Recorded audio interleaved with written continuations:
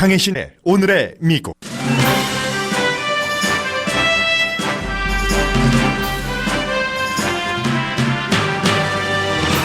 국무부 인질협상가 로버트 오브라이언이 국가안보보좌관으로 선택됐습니다. 그가 선택된 이유는 전임자 존 볼튼과는 달리 모든 사람과 잘 지내는 것과 인물이 좋아서라고 월스트리트저널이 보도했습니다. 종교계에서는 몰몬 가운데 최고위직 임명자가 발탁된 게 빅뉴스입니다. 트럼프 대통령이 이란에 대한 경제 제재를 강화하겠다고 발표했습니다.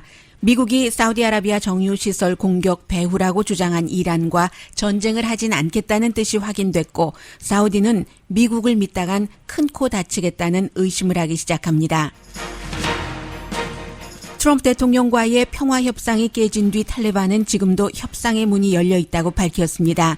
탈레반 대변인은 미군이 살상하는 아프가니스탄 숫자는 거대한데 미군 병사 1명이 숨졌다는 이유로 평화회담을 깬 미국은 자가당착이라고 말합니다. 총리직을 유지해 여러 혐의의 기소를 피해보려는 벤자민 네타냐후 이스라엘 총리가 투표 결과 현재로서는 차기 총리가 되는 게 불투명합니다. 캘리포니아주에서 기금 모금을 하고 있는 트럼프 대통령은 홈리스 문제를 거론했지만 구체적인 지원안은 없습니다. 반면 캘리포니아주가 오래 누려왔던 자동차 배기가스 규제안을 뒤집는다고 발표할 예정입니다. 트럼프 행정부가 고용한 로비스트 출신 임명직이 부시나 오바마 시절보다 훨씬 많습니다. 전문가들은 워싱턴에 썩은 물을 빼겠다는 공약을 지킬 강할 의도가 없는 행정이라고 해석합니다. 기준금리는 오늘 0.25%포인트 내려갈 것으로 예상됩니다. 뉴멕시코주가 모든 주민에게 공립대학 등록금을 무료로 하는 계획을 발표했습니다. 가정의 수입이나 이민 신분과도 상관없는 안입니다. 전자담배 업계가 며칠 전보다 갑자기 크게 위축됐습니다. 중국이 설명 없이 전자담배 줄 판매를 중단했기 때문입니다. 여러분 안녕하십니까? 오늘의 미국 강혜신입니다. 이제 조금 있으면 몇 시간 있으면 캘리포니아주의 샌디에고에서 트럼프 대통령이 점심을 먹습니다. 점심이라기보다는 이제 기금 모금하는 거죠. 그리고는 샌디에고가 멕시코와의 국경에 있기 때문에 그 국경에 가서 이민에 관한 무언가를 얘기를 하겠죠. 캘리포니아주를 방문해서 이틀 동안 뭐 한 1,500만 달러 정도 기금 모금을 할 이제 한 번 이벤트 남았습니다. 이 트럼프 대통령이 오늘 트위터로 또 아주 중요한 정책 사람 임명을 발표를 했습니다. 국가안보보좌관 존 볼튼 일주일 전에 해고됐죠. 그 후임으로 로버트 오브라이언 국무부의 인질대사 내지는 인질 협상가라고도 부를 수 있고요. 변호사입니다. 아주 오랜 변호사. 로스앤젤레스에 로펌을 만들었습니다. 라슨 오브라이언을 만든 이 오브라이언을 선택을 했는데 대체적으로 안전한 선택이다라고 보고 있고, 왜냐하면은 이 사람이 아주 공화당의 기반이 오래 된 사람이고, 그리고 두루두루 다 친합니다. 세상에서 가장 나이시스트한 사람이다, 이런 표현들을 많이 로버트 오브라이언에게 사람들이 하고 있는데, 그리고 이제 또 하나는 몰몬이기 때문에 몰몬으로서는 지금 대통령의 임명직으로 일하게 될 그럴 사람으로 가장 높은 직입니다. 로버트 오브라이언. 인질이다 하면은 인질대사다 하면은 무슨 인질대사였는가? 북한 또 터키 인질, 또 가장 유명한 것이 올 여름에 스웨덴의 래퍼요. 에이셉 락키. 이 일에도 관여를 한 것이고, 그리고 월스트리트저널은 이 사람이 아주 잘생긴 게 특히 국가안보보좌관이 된데 중요한 역할을 했다라고 보도를 하고 있는데, 왜냐하면 트럼프 대통령이 텔레제닉한, 포로제닉한 이런 사람들을 굉장히 좋아하기 때문에요. 월스트리트저널의 얘기입니다. 악시오스도 그렇게 표현을 하더군요. 그래서 이 사람과 함께 독일 대사도 지난 주말에 같이 저녁을 먹었잖아요. 아주 앞에 있었는데 역시 독일 대사도 굉장히 잘생겼습니다. 그런데 이제 그 사람은 공개적인 동성애자이기 때문에 그런 문제도 좀 약간 트럼프 대통령이 고려를 했을 테고, 역시 이 로버트 오브라이언도 사실은 처음에 이름이 나왔을 때 존 볼튼과 함께 일을 했었던 사람이기 때문에 볼튼을 내치고 그 사람을 들여와 했는데 존 볼튼과 로버트 오브라이언이 일을 했었던 것은 존 볼튼이 부시 대통령 시절에 유엔 대사를 했을 때 역시 이 사람이 그 유엔의 그 미국의 대변인 역할을 로버트 오브라이언이 했거든요. 그런데 존 볼튼이 뭐 원해서 그를 선택한 것이 아니라 볼튼이 유엔에 가기 전부터 로버트 오브라이언이 유엔에 있었고 볼튼이 한 1년 조금 넘게 유엔 대사를 했잖아요. 그 볼튼이 나가고 나서도 오브라이언은 유엔에서 미국 그 대변인을 했기 때문에 그것은 이제 우연히 그 기간이 겹쳐졌기 때문에 그렇다. 이렇게 보시면 되겠고요. 트럼프 대통령이 오늘 그 트윗으로 뭐 아주 그와 함께 일을 뭐 힘든 일들을 많이 해왔다. 뭐 이런 얘기를 했지만 그다지 잘 알지는 못한다라고 사람들이 얘기를 하고 있고 그러나 하나 분명한 것은 이제 국무부 소속이잖아요. 인질 다른 나라에 잡혀 있는 그런 사람들을 풀어오고 하는 일을 하고 전략을 꾸미고 하는 사람이면 그래서 마이크 폼페오가 지금 그 외교 문제에 많은 것을 갖고 있는데 폼페오 국무장관이 좋아한다는 거죠. 추천도 했고요. 그래서 이제 이 부분이 굉장히 중요하게 작용을 한 것 같고 또 하나는 그 오브라이언이 2016년도에 책을 썼는데 While America Slept, 미국이 잠자고 있을 때 이 책에서 러시아와 중국을 조심해야지 된다라고 얘기를 했고 특히 오바마를 그 책에서 비난을 했습니다. 트럼프 대통령이 아주 좋아하는 부분이죠.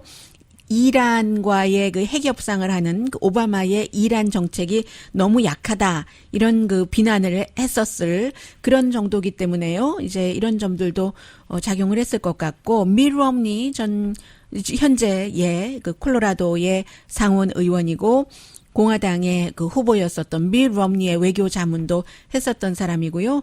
뭐 코놀리자 라이스 국무장관 아래서도 일을 했었고 그러니까 부시 대통령, 클린턴 대통령 그 시절에 전부 일을 했었던 사람인데 가장 중요한 것은 존 볼튼만큼 강성은 아닌 거죠. 전임자보다 강성이 아니고 또 전임자가 굉장히 좌충우돌하면서 존 볼튼과 일하는 것을 좋아하는 사람이 아무도 없다고 하잖아요. 막 소리 지르고 뭐 본인의 부서 사람에게나 다른 부서 사람에게나 소리 지르고 싸우고 하는 볼튼과는 전혀 다른 굉장히 그 신사적인 이미지다. 그래서 이제 안전한 선택이라고 얘기하기도 하고요.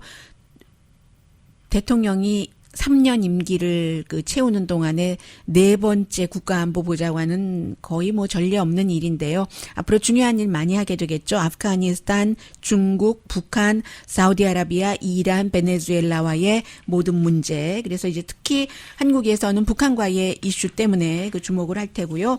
그런데 이제 만약에 마이크 폼페오 국무장관의 의견에 대해서 본인의 의견이 이렇다 하더라도 특별히 부딪히거나 내 의견이 옳아라고 내세울 만한 그런 인물은 아닌 것 같습니다. 자, 그리고 트럼프 대통령이 지금 캘리포니아주에서 어제 베이 지역에서 300만 달러, 베버리힐스의 부동산 개발업자 집에서 디너에서 500만 달러, 또 기타 등등해서 오늘 샌디에고에서 또 얼마입니까? 얼마를 모아서 이틀 동안에 1,500만 달러를 모은다는 건데, 캘리포니아주 하면은 트럼프 대통령과 서로 전쟁을 하고 있죠. 환경, 홈리스, 세금 문제, 이민, 거의 모든 이슈에서 항상 지금 이제 법원에서 싸우고 또 싸우고 하는데, 게빈 뉴섬 캘리포니아 주지사도 트럼프 대통령이 공화당을 외국인 혐오당으로 만들고 있다라고 얘기를 하고 있는데 일단은 대통령이 이곳에 오기 전에 홈리스에 관해서 뭔가 연방정부 차원에서도 문제를 해결해 보이기 위해서 10명이 넘는 대표를 보냈었는데 트럼프 대통령이 적절한 시기에 이 일과 관련해서 뭔가를 일을 하겠다. 그러나 이제 구체적인 내용은 얘기하지 않았습니다. 그러니까 에릭 가설이 LA 시장이 다음번에 여기에 오고 홈리스 피플에 대해서 뭔가 연방정부가 해주겠다고 얘기할 때는 돈을 보여달라라고 얘기를 했고요. 그리고 연방정부가 길을 완전히 깨끗하게 홈리스 피플 텐트 없애면서 청소를 할 만한 권한이 있는가? 그리고 그것을 어떻게 하겠다는 거지? 이런 얘기도 하는데 왜냐하면 트럼프 대통령이 이제 캘리포니아주에 와서도 내가 개인적으로 캘리포니아 주민들에게 얘기를 많이 들었는데 홈리스니스가 굉장히 그 보기에도 불쾌하고 집값을 너무 많이 그 내린다. 내가 뭐 외국인 그 테넌트와도 대화를 해봤는데 라고 얘기하면서 LA, 샌프란시스코 홈리스 피플이 최고의 하이웨이를 점령하고 있고 가장 좋은 길, 가장 좋은 건물의 입구에서 산다. 이게 뭔 일이냐. 건물 안에 사람들은 세금도 아주 많이 내는데 그 로케이션의 장점 때문에 라고도 얘기를 했고요. 그리고 또 그 오늘 그 LA 타임스의 한 컬럼니스트가 얘기하기를 이 홈리스 피플들이 LA와 샌프란시스코의 장점 때문에 와서는 홈리스 피플이 돼버리는 이민자 출신이 굉장히 많다라고 얘기를 하니까 LA 타임스의 그 컬럼니스트가 도널드 트럼프 대통령은 외국인 부동산 투자가의 입장에서 홈리스 피플들을 본다 하면서 홈리스 피플 이민자 이렇게 말할 것이 아니라 미국 전체적으로 홈리스 피플의 거의 10%가 군 출신이다라는 얘기를 했고요. 그리고 또 하나는 홈리스가 많이 늘어나는 것이 캘리포니아가 집값이 비싸서 그렇다면서 빌딩 코드, 조닝, 렌트 컨트롤 뭐 여러 가지 그 규제 때문에 그렇다라고 얘기를 하고 있다는 점이요. 해서 트럼프 대통령이 이 투자가의 입장에서 홈리스 피플을 본다라고 얘기하는 것은 트럼프 재단이 샌프란시스코의 그 뱅크 오브 아메리카 타워였었던 곳에 한 30%가 그 트럼프 재단의 그 빌딩이랍니다. 그러니까 이제 홈리스 피플이 그 앞에 있으면 그 빌딩 가치가 내려가고 로스앤젤레스에도 부동산을 트럼프 재단이 많이 갖고 있잖아요. 그래서 그렇다는 비난도 있고요. 또 하나 이 점은 굉장히 중요합니다. 왜냐하면 이게 연방 대법원까지 가면은 또 다른 뭐 예를 들어 그 낙태라든가 뭐 이민 이런 이슈처럼 어떤 미국의 성격을 규정하는 일이 될 수 있기 때문인데 트럼프 대통령이 원래 그 행정부가 환경 그 보호국이 오늘 발표하기로 하다가 아니 캘리포니아주에서 돈을 잔뜩 걷어가면서 캘리포니아의 나쁜 것을 정책을 발표를 하니까 내일 발표하겠다고 하는 것 같아요. 지금 캘리포니아주가 미국의 어떤 주보다도 자동차 배기가스를 강하게 규제하는 결국 이 얘기는 환경 오염을 줄인다는 거고 온실가스를 줄이는데 이산화탄소 배출이 가장 중요하니까요. 그리고 또 하나는 캘리포니아주가 이렇게 하면은 다른 주들이 많이 따라왔거든요. 그런데 이게 왜 캘리포니아에 예외가 있었냐면 특별히 연방 전체적인 규제보다도 자동차 회사에게 우리 주에서 파는 자동차는 마일리지를 늘려라 해서 지금 그렇게 되고 있거든요. 1960년대 로스앤젤레스에 스모그가 너무 많아서 사람들이 숨을 쉴 수가 없었고 그리고 그로 인한 헬스케어 비용이 정부에서 많이 지출을 하게 됐습니다. 그러니까 캘리포니아주에서 이건 안 되겠다 해서 그런 규제를 하게 됐고 1970년도에 클린에어 액트라는 것이 나왔고 77년도에 또 다른 법이 연방과 주에서 나오면서 캘리포니아주는 60년대에 이런 것을 시행하니까 공기가 깨끗하더라 해서 캘리포니아주가 자동차도 굉장히 많이 그 있는 주잖아요. 경제 규모가 세계 그 국가별로 한 5위 정도 되니까요. 그래서 캘리포니아주에 특히 다른 주보다도 더 이 마일리지가 높은 자동차를 만들도록 그렇게 한 것을 그렇게 할 수 있도록 연방정부에서 공화당 대통령이건 민주당 대통령이건 계속 그렇게 웨이버를 그 캘리포니아주에 그 해줬습니다. 그런데 지금 그 트럼프 행정부에서 그게 뭔 말이냐. 다른 주하고 똑같이 해. 자동차 뭐 배기가스 더 많이 나오게 해. 하면 소비자로서는 마일리지가 적고 또 공기는 나빠지는 거잖아요. 그런 게 되는 것이고 더군다나 트럼프 대통령이 이 같은 것을 강조하게 된 게 지난번에 7월 달에 캘리포니아주가 많은 그 자동차 업계와 의논한 결과 자동차 업계가 연방 기준을 따르지 않고 캘리포니아주에서 자동차를 많이 사니까요. 사람들이 혼다, 포드, 폭스웨건, BMW가 캘리포니아가 원하는 대로 마일리지가 많이 나가는 갤런당 그런 자동차를 만들어서 주겠다 했더니 대통령이 크레이지라고 그 당시에 트윗을 했잖아요. 포드 제너럴 모터스 창업자가 통탄을 할 일이다. 더군다나 그게 오바마 시대에 마일리지 많이 나가서 배기가스를 줄이는 안을 통과시켜서 캘리포니아와 함께 이렇게 했는데 트럼프 대통령은 그러니까 오바마 안도 믿고 캘리포니아도 믿고 해서 시간을 조금 두고 하려던 일을 빨리 캘리포니아 이제 안 돼. 그렇게 안 돼 하겠다는 거고 캘리포니아주에서 뭐 여기서 멈추질 않죠. 연방 대법원까지라도 우린 가겠다. 우리가 깨끗한 공기를 우리 스스로 컨트롤하는 것은 우리의 건강, 숨쉬기이고 캘리포니아는 이미 깨끗한 친환경적인 산업이 많이 되고 있기 때문에 그것은 캘리포니아주의 경제이기도 하다라고 얘기를 하면서 지금 뭐 연방 정부와 서로 싸우고 있는 거죠. 게빈 뉴섬 그 주지사가 그 전국 그 오토모빌 딜러 협회 어제 있었습니다. 거기 회의에 가서 우리는 우리가 지키겠다고 하고 거기에 대해서 이제 앤드루 필러 그 연방 그 환경청장은 주정부가 연방정부의 법을 그렇게 많이 뭐 무시해도 돼? 뭐 이런 얘기고요. 캘리포니아주는 그 뭔 소리냐. 70년대부터 캘리포니아주는 계속 그렇게 해왔는데 하는 얘기고요. 지금 뭐 실리콘밸리에서나 또 로스앤젤레스, 샌디에고에서 캘리포니아를 주를 방문을 한 그 트럼프 대통령에게 그 시위대가 뭐 풍선 같은 거 걸면서 시위 많이 하고 있거든요. 아니 캘리포니아를 그렇게 미워하면서 돈은 왜 여기 와서 걷나? 캘리포니아주의 공화당 억만장자들은 캘리포니아를 나쁘게 하는 그런 정책을 하는 대통령에게 돈만 모아주고 있어. 이렇게 시위대들은 소리를 치고 있습니다. He wants our money. He hates California.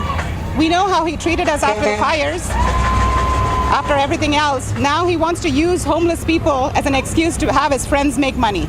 It's clear. We're not going to let him do it. He's here for money because there's some billionaires here who want to support his hateful, racist, xenophobic agenda. And so we're here. 네, 시위대들은 그 트럼프 대통령이 그 억만장자들이 이제 돈을 모아주는데 그 사람들이 또 빌딩주의이기도 하고 하니까 그 빌딩 앞에 그 홈리스 피플들이 있는 것도 싫어하고 뭐 이런저런 이유로 아무튼 시위를 하고 있습니다.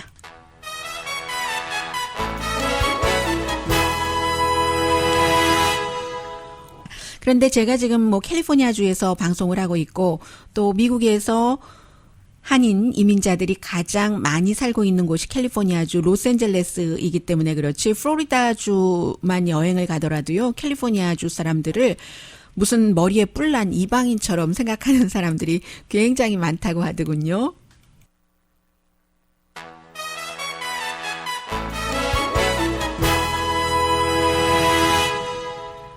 라디오 서울 방송 오늘의 미국 듣고 계십니다. 네, 이번 섹션에서는 그 미국과 다른 나라와의 관계를 통해서 지금 세계가 어떻게 움직이고 있는가 하는 것을 전해드리겠습니다. 먼저 그 사우디아라비아의 그 정유시설이 공격을 당하고 예멘 반군이 했다고 하고 이란은 우리가 안 했다고 하고 예멘 반군이 하기는 했는데 분명한 건 무기는 이란제 무기고 그리고 이제 미국에서는 일부에서는 그 발사체 자체가 그 드론도 그렇고 미사일도 그렇고 이란이나 이라크에서 이란에 의해서 발사가 됐다라고 얘기하고 예멘은 우리 예멘에서 했다라고 얘기를 하는데 그 사이에 대통령은 조금 부드럽게 말을 했고 마이크 폼페오 국무장관은 이란이다라고 하면서 지금 국무장관은 사우디아라비아에 갔는데 마이크 폼페오 국무장관이 사우디아라비아에 갈 때마다 아주 환대받고 본인도 웃고 지난번에 아주 유명한 한 장면이 있었잖아요. 그 자말 카쇼기라는 워싱턴 포스트의 그 사우디아라비아 국적의 칼럼니스트가 사우디아라비아의 항상 나쁜 칼럼만을 쓰는 것은 아니지만 그 왕세자의 독재적인 그런 것에 대해서 경고하는 칼럼을 쓴 뒤에 그 왕세자 MBS에 의해서 유인 살해당했다 하는 것이 정설이나 마찬가지인데 그때 그 문제 때문에 마치 무슨 그 따지기 위해서 가는 것처럼 한 자리에서도 너무 활짝 파티하는 것처럼 웃어서 문제가 됐었죠. 그런데 오늘은 그만큼 웃지 못할 것 같은데요. 사우디아라비아가 트럼프 대통령이 이란에 대해서 이란이 뒤에 있다라고 이란이라고 국가를 언급하진 않았지만 그런 비슷한 트윗을 하고 더 강한 경제 제재를 하겠다. 이것은 더 강한 경제 제재이긴 합니다만은 군사 행동을 일단 안 하겠다는 얘기죠. 그렇기 때문에 그 린지 그레이엄 같은 그 트럼프 대통령의 아주 그 친한 친구가 이란이 분명히 했는데 이게 뭐야 하는 식으로 좀 전에 잠깐 나와서 얘기를 하던데요. 사우디아라비아는 이란과 그 군사 작전을 직접 할 만큼의 군사력이 되지 않기 때문에 미국이 뭔가를 좀 해줬으면 하는데 트럼프 대통령이 친한 척은 다 하고 또 이득은 많이 가져가긴 합니다. 트럼프 대통령이 얘기한 것처럼 최근에 이란이 뭐 4억 달러를 미국에 투자했다. 그 투자하는 것 가운데 상당 부분은 그 백악관에서 가까운 트럼프 인터내셔널 호텔에 와서 사람들이 잔 것도 있고 사위네가 하는 부동산 개발에 또 트럼프 대통령이 갖고 있는 트럼프 타워에 사우디아라비아 돈이 많이 들어간 게 사실입니다. 그런데 아니 우리가 그렇게 돈도 쓰고 하는데 막상 그 이란의 본때를 보여주지 않네? 이런 생각을 지금 사우디아라비아는 하기 시작하는 거고요. 그렇습니다. 그래서 이제 지금 그러나 국방부에서는 함부로 이란과 군사 전쟁을 하지 말아라. 많은 그 언론 매체도 마찬가지예요.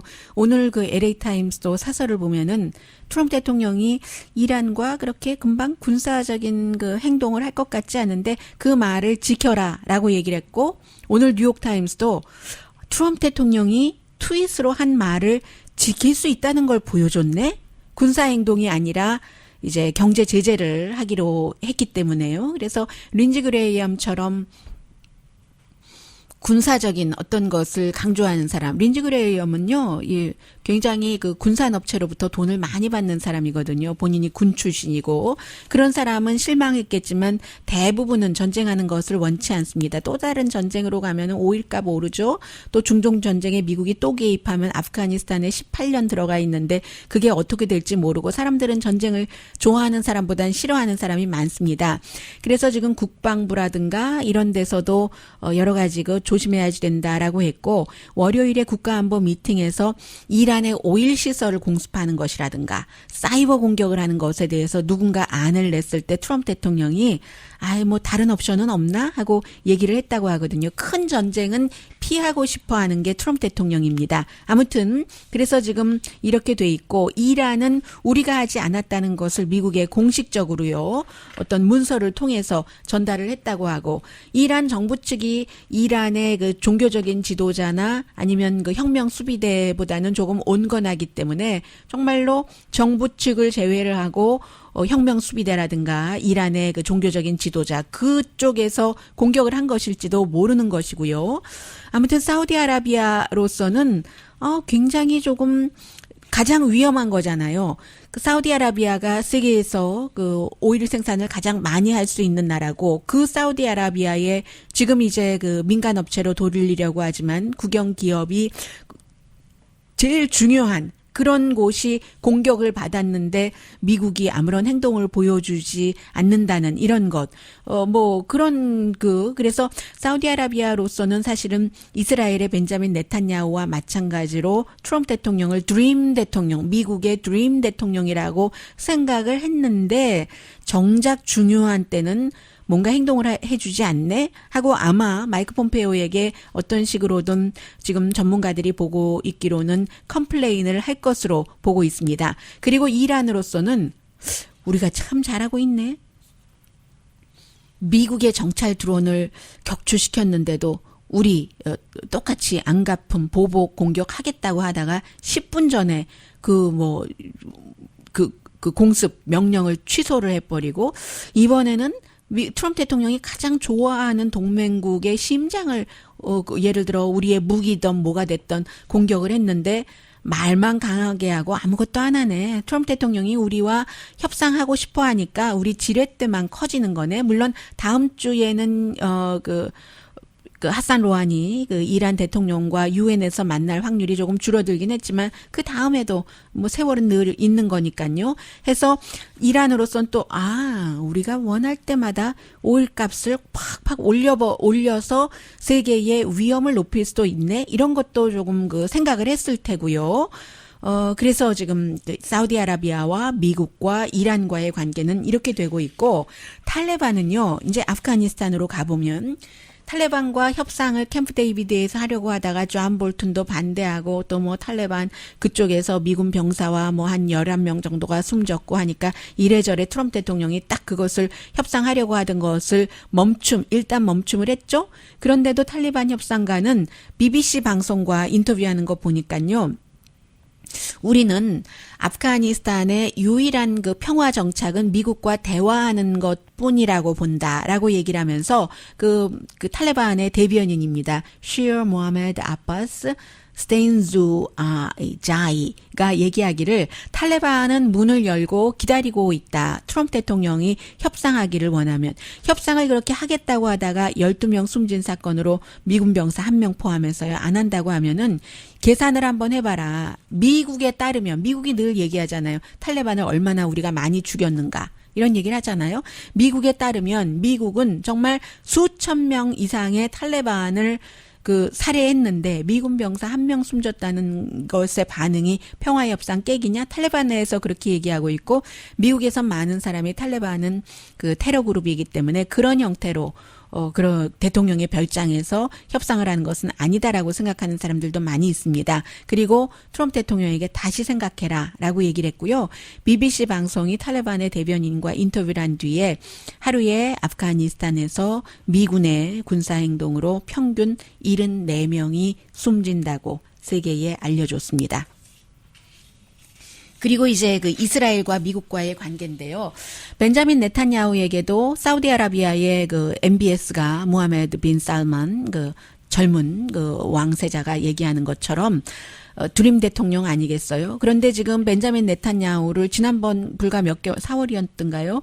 선거에서 이 사람이 기소된 사람을 이스라엘 사람이 총리로 또 선출을 했잖아요. 그래서 총리로 선출됐기 때문에 기소되지 않았습니다. 뭐 뇌물, 기타 여러 가지 세 개의 다른 그 혐의에 대해서 기소가 돼 있는 대통령이에요. 와이프도 마찬가지로. 그런데 어제 이제 또 다른 선거에서 이제 그 다수당 자리를 지금 한석 정도가 모자라고 오늘 오후가 또 돼봐야지 할 텐데 다수당을 차지하기가 힘들 것으로 보입니다. 그러면 다수당을 차지하지 못하게 되는 경우는 이스라엘의 상징뿐이라고 하지만 이런 땐 중요하죠. 대통령이 총리로 지명하기가 힘들어지는 거죠. 총리가 안 되면 기소가 될 수 있는 확률이 높은 것이고 그런 면에서 이 선거는 굉장히 중요하고요. 네탄야후가 트럼프 대통령을 막 앞에 얘기하면서 봐라 뭐 이 대사관도 우리 예루살렘으로 옮겨주고 뭐 기타 등등한 트럼프가 나를 지지를 한다라고 얘기를 했는데도 이거 다수당이 안 되고요. 반면에 그 베니 가츠라고 참모총장 출신이고 이 사람은 조금 그 성향은 좌쪽은 아닙니다. 중도고요. 엄마가 그 홀로코스트 생존자고 헝가리에서 아버지는 루마니아 태생이고 중도 한국에서 청백당 이렇게 번역을 하던데요. 그게 맞죠? Central Blue and White 당이거든요. 그래서 이제 이 당이 지금 리쿠르 당보다 한석 더 많고 하면은 연정을 하면은 네탄야후가 다수당을 못 갖게 된다는 것이고요. 이렇게 될 경우는 네탄야후로선 그게 중요하지만 이 아랍인의 목소리가 커진다는 지금 아랍 유권자가 아랍에서 미국 이스라엘에서 세 번째로 큰 당이 아랍계 당이기도 하고요. 아랍 유권자들이 네탄야후가 미워서 굉장히 많이 나왔습니다. 왜냐하면 서한 지구까지 완전히 이스라엘 것으로 하겠다. 뭐 트럼프도 지지하지 않느냐 하고 벤자민 네탄야후가 선거 캠페인을 했는데도 진 것이고 그 유권자들이 아랍이 많이 나와서요. 네탄야후는 아랍인들은 이스라엘을 합법국가로 인정하지 않는다. 나는 시오니스트 정부를 세우겠다. 트럼프가 우리를 밀어줄 것이다 라고 얘기를 했고 베니 간츠 후보의 경우는 통합정부 좀 이렇게 말씀드린 것처럼 중도적으로 아랍 목소리도 듣고 이렇게 했으니까 당연히 그 아랍의 목소리가 조금 커질 수 있을 거고요. 이번에 사실은 킹메이커는 2018년에 자신의 멘토인 벤자민 네탄야후를 버리고 나온 그 당시에 국방장관이었습니다. 아비그로드 리버먼이 이번에 최고의 승리자다라고 얘기를 합니다. 이 사람은 구소련에서 태어난 정치인인데 2018년 11월 달에 사임하면서 굉장히 그 극단적인 사람이거든요. 극단적이기 때문에 뭔가 이제 그 휴전하고 하면 그 테러에 항복하는 거야. 막 이렇게 얘기하고 모든 사람은 다 이스라엘에 충성 선서를 해야지 돼라고 얘기를 하는 사람인데 그 뭔가가 덜 극단적이기 때문에 딱 그 당을 나와서 지금 뭐 한석이 모자라게 된 거잖아요. 국방장관 자리도 내놓고 그 사임을 하고 그래서 이 사람이 지금 킹메이커가 되게 됐다라는 얘기가 있고요. 트럼프 대통령은요. 누가 차기 총리가 되든지 간에 본인은 이스라엘을 너무 신성시하고 보호하고 싶고 지지하고 싶어하는 미국의 복음주의자들 표를 의식하기 때문에 누가 총리가 되든 상관없이 벤자민 네탄야후가 힘 없어지면 버릴 겁니다. 다음 총리와 좋은 관계를 갖기를 원할 것은 분명하고요. 뭐 그런 거죠. 그래서 지금 사우디아라비아나 아프가니스탄이나 이스라엘이나 이제 점점 시간이 갈수록 특히 이제 동유럽 쪽에서는 트럼프 대통령의 진짜 외교 정책이 뭐지? 진짜 왜 이란에 관한 정책이 뭐지? 핵협상은 깨면서 또 이란과 협상은 하겠다고 하고 이게 뭐지? 해서 최악의 시나리오는 어느 나라와도 군사충돌을 일으킬 수 있는 대통령이다. 베스트 시나리오라고 해봤자 현상유지 정도. 이게 이제 지금 중동이라든가 유럽 쪽에서 트럼프 대통령을 보고 있는 신호입니다.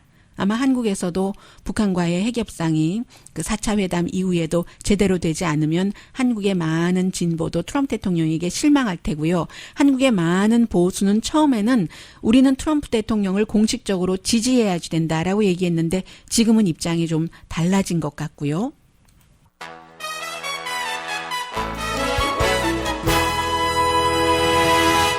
라디오 서울 방송 오늘의 미국 듣고 계십니다. 뭐 오늘 이자율 인상 발표 있을 것으로 뭐 거의 모든 전문가가 예상을 하는데 0.25%포인트 트럼프 대통령이 원하는 2%는 아니고요.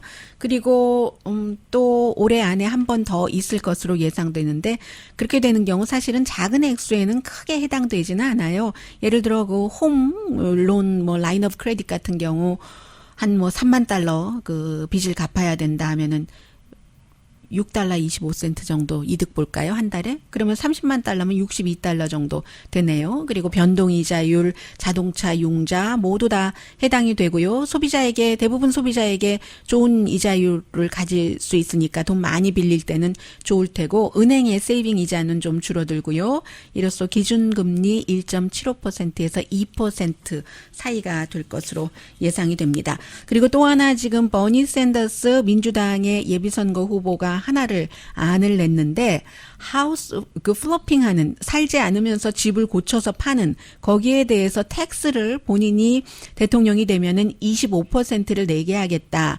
그래서 그렇잖아도 뭐 집이 없는데 살지도 않으면서 그렇게 뭐 사고 팔고 이득만 보는 것 안 된다 하고 또 플러스 2%는 MT 텍스라고 해서 살지 않는 자체에 대해서 하우징 그 플로핑 텍스 25%, MT 텍스 2% 이렇게 하겠다. 그리고 법이 있어도 잘 안 지켜지는 경우가 있잖아요. 그래서 어느 동네는 어떤 인종만 살고 어느 동네는 어떤 인종만 사는데 그런 인종, 경제, 차별 같은 거 없도록 하는 법도 또 만든다고 얘기를 했고요. 뉴멕시코주에서는 오늘 주지사가 발표를 했습니다. 주민이면은 이제 그 2년제건 4년제건 대학교 등록금은 무료다. 29개 공립대학이 있네요. 그리고 부모가 부자이건 가난하건 또 이민자 상태, 불법 체류자, 합법 신분 이런 것도 상관 안 한답니다. 그럼 평균 1년에 한 5만 5천 달러 정도.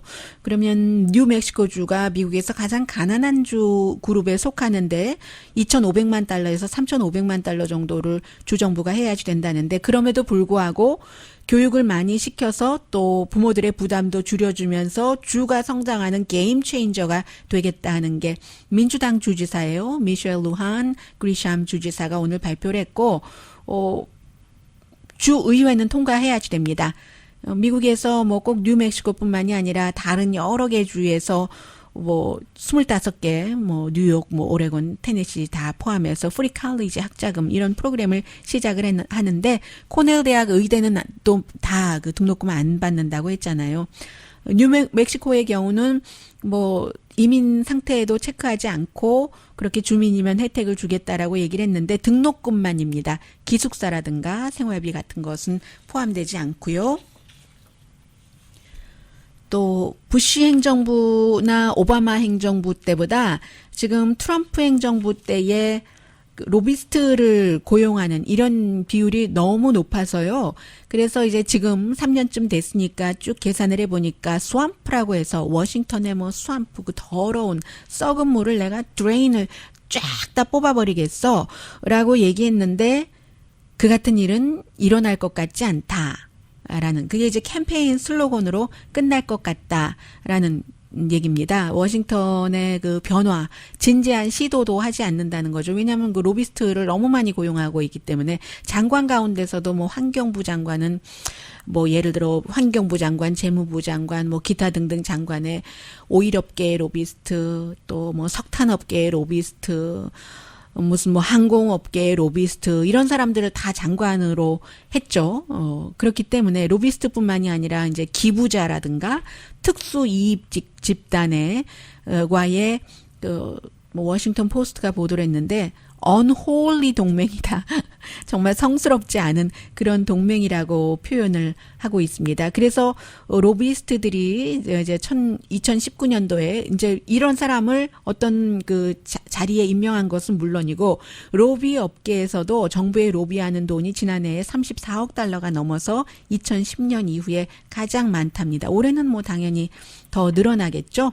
그래서 트럼프 대통령 호텔이 그 백악관 가까이에 있는데 국내 로비스트나 아니면 외국의 이해 집단이나 외국 정부 사람들이 와서 거기서도 많이 있으면서 로비를 많이 하고 있는데 이 트럼프 호텔을 트럼프 인터내셔널 호텔이든가요. 뭐라고 얘기를 하냐면 국내 로비스트들이 자석처럼 붙어 있다. 이렇게 표현을 하고 있습니다. 자, 잠시 뒤에는 참 며칠 만에 이 정도로 그 기류가 바뀌기도 하네요. 전자담배요. 전자담배의 위험성에 대해서는 그 오늘의 미국 그 광고 시간에서도 여러분께서 날마다 듣고 계십니다만 그리고 또 하나는 여기서 두 가지죠. 며칠 만에 바뀔 수도 있다. 그리고 그 바뀌는 흐름을 한두 나라가 전부 그 좌지우지 할 수 있다 하는 내용 전합니다.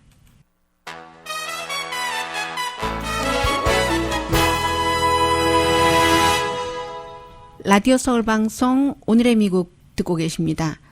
네, 이 세상이 너무 빨리 바뀌어서요. 이건 또 무슨 소린가요? 아마존이 발표를 했는데 알렉사가요. 알렉사 뭐 그 노래 좀 틀어봐 하면 틀어주고 뭐 오늘 날씨가 어떻게 되지? 하면은 이제 설명해주고 하는 그 알렉사 사용자들이 알렉사를 통해서 원하는 2020년 대통령 후보에게 $200를 기부할 수 있도록 명령을 할 수 있는 거죠. 보이스 커맨드를 할 수 있는 건데 다음 달에 시작을 한다고 합니다. 뭐 자세한 내용이야 뭐 알렉사를 사용하시는 분들만 알고 계시면 되고 그렇게 그 또 금방 아실 테고 하니까 말씀은 안 드리겠습니다만 이제 그냥 누구에게 기부하고 싶으면 알렉사 좀 알아서 좀 해봐 하면 알렉사가 알아서 해준대요. 정말 비서 맞네요. 그리고 줄이라는 전자담배가 불과 며칠 전에 이제 중국에서 많이 팔릴 것이다라고 말씀을 드렸는데 뭐 알리바바라든가 JD.com이라든가 이런 데서 다 내렸습니다. 데뷔한 지 일주일 만에 중국에서 아무런 설명 없이 내렸다는 게 블룸버그의 보도거든요. 지금 미국에서 뭐 줄이 제일 크니까 그렇지 전자담배로 인해서 사망자가 이제 7명으로 1명 더 늘어났네요. 며칠 사이에. 원인이 뭐냐 아직 모릅니다. 뭐 비타민 E 얘기만 자꾸만 그 나오고 있는데 그 확실하게 그 카트리지와 뭐 연관돼서 모르기 때문에 조사를 하고 있고 국제적으로도 이게 이제 미국에서 유행하면 또 중국이라는 인구가 많으니까 또 돈도 있고 하는 거길 통해서 세계로 나가는데 갑자기 이게 중국에서 성공하지 못하면 다음 시장이 꽉 그 막혀버리는 거죠. 그리고 또 인도에서도 오늘 어떤 발표를 했냐면요. 인도 재무장관이 여성이더군요. 전자담배를 전부 금지했는데 인도 하면은 그 흡연하는 인구가 1억 명이나 되는 미국 인구의 뭐 한 3분의 1 정도 조금 안 되는 그런 정도 되잖아요. 그런데 재무장관이 발표하는데 보니까 전자담배는 뭐든지 다 금한다. 생산, 제조, 수입, 또 그 판매, 분배, 광고, 뭐 수송 모든 것을 금지한다는 1년이 아니라 긴급안을 발표를 했고요. 만약에 이것을 어기면 첫 번째 어겼을 때 1년 감옥에 가거나 $1,400 벌금을 물거나 둘 다이거나 그렇게 된다는 겁니다. 이것도 역시 건강을 생각해서 그렇고 어린아이들이 그 전자담배에 처음에 이제 맛 때문에 그래서 어떤 미국의 그 도시나 주에서는 맛이 들어간 거 캘리포니아주도 그렇고 뭐 샌프란시스코는 전체적으로 금지시켰지만 그런 식으로 금지하잖아요. 그래서 아이들이 그 맛에 중독이 되면서 담배보다 더 뭐 위험할 수도 있다. 뭐 이런 얘기이거든요. 뭐 미국에서 미시건, 뭐 뉴욕, 캘리포니아 또 몽고메리 카운티 그 워싱턴 DC요. 거기서도 지금 그 생각하고 있는 게 중학교와 고등학교의 그 거리로 따져서 0.5마일 이내에는 그 베이프샵이 없도록 하는 것을 고려를 하고 있다고 하거든요. 그럼 그 안에 지금 22개 스토어 가운데서 19개가 몽고메리 카운티에서는 문을 닫아야지 된답니다. 이게 사람 건강과 관련이 있으니까 전국적으로 폐질환과 연관이 있으니까 지금 그럴 수밖에 없는 그런 부분이고요. 해서 며칠 만에 전자담배 시장이 아주 많이 위축됐다는 소식 전합니다.